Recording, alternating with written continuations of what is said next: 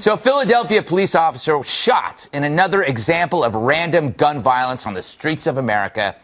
As you see in this photo, the officer was just sitting in his car when he was shot by a guy in a white coat, obviously a pharmacist, because clearly that's not Muslim garb.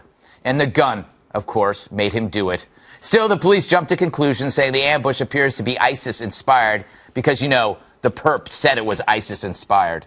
The suspect in question is a 30-year-old male from Yaden. He has a Philadelphia address as well, I believe.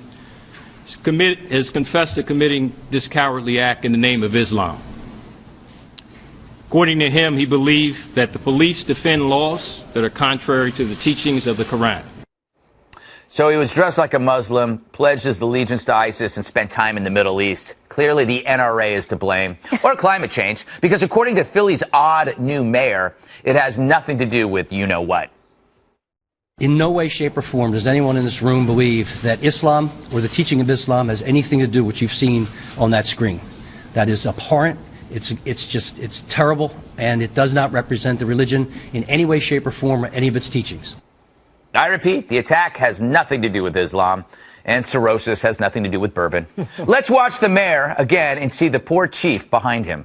In no way, shape, or form does anyone in this room believe that Islam or the teaching of Islam has anything to do with what you've seen on that screen. That is abhorrent. It's terrible. What could he be thinking? I'm guessing this mayor is full of The suspect, Edward Archer, fired at Officer Jesse Hartnett using a stolen cop gun. The officer is in critical but stable condition. The suspect was then shot, yet another example of gun violence by the police, the mayor might think. After all, that's how he labeled the initial attack, not as terror, but as gun crime, a coward's approach to jihadism that conveniently avoids judging the actions of others. You don't need to condemn radical Islam when it's the gun's fault.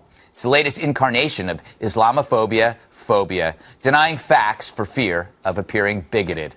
And so we must watch our behavior, but not theirs. And then, of course, we move on.